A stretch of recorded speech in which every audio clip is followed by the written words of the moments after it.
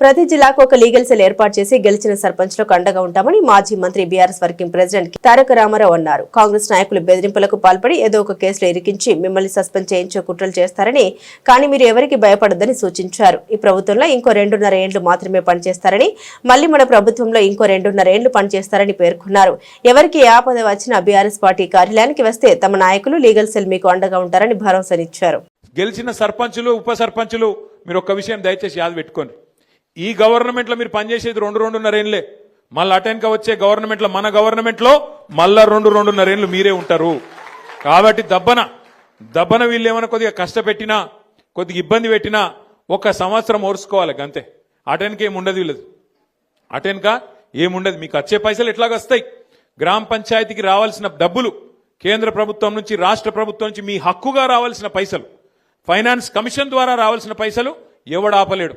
ఆది శ్రీనివాస్ ఆపలేడు, రేవంత్ రెడ్డి ఆపలేడు, నరేంద్ర మోడీ కూడా ఆపలేడు. ఎందుకంటే అది రాజ్యాంగం. అంబేద్కర్ రాసిన రాజ్యాంగం ఆధారంగా మీకు రావాల్సిన పైసలు బరాబర్ వస్తాయి. ఏమన్నా అయ్యా కూడా ఆపలేడు అది. కానీ ఏమన్నా ఇట్లనే ఆడనో ఈడనో బెదిరించే ప్రయత్నం చేస్తారు. వీళ్ళు చాలా లంగాలు కాంగ్రెస్ వాళ్ళు. వాళ్ళ మాటినకపోతే ఏం చేస్తారు? సర్పంచ్ గారిని ఏదో ఒక దానిలో ఇరికిచ్చి వాళ్ళని సస్పెండ్ చేయాలి. ఎందుకంటే అధికారం కదా, సస్పెండ్ చేయాలి. సస్పెండ్ చేసి ఉప సర్పంచ్ వాళ్ళ మనిషిని పెట్టుకోవాలి, వాళ్ళకు బాధ్యత ఇవ్వాలని చెప్పి లంగ కథలు చేస్తారు. అందుకే మనకు కూడా తెలివి ఉంది కాబట్టి, భగవంతుడు వాళ్ళకే కాదు మనకు కూడా తెలివితేటలు ఇచ్చిండు కాబట్టి నేనేం చెప్తున్నా అంటే, జిల్లాల వారీగా సర్పంచులకు అండగా నిలబడతందుకు ప్రతి జిల్లాలో లీగల్ సెల్ ఏర్పాటు చేస్తాం. ఎక్కడ ఎవడన్నా మిమ్మల్ని సస్పెండ్ చేసే ప్రయత్నం చేస్తే వెంటనే 1 సెకండ్ కూడా మీరు ఆలస్యం చేయకండి. జిల్లా పార్టీ ఆఫీస్ ఇక్కడనే మీకు పక్కనే ఉన్నది. ఇక మన జిల్లా గింతనే జిల్లా, చిన్న జిల్లా, 12 మండలాలు, 2 మున్సిపాలిటీలు, చాలా చిన్న జిల్లా మనది.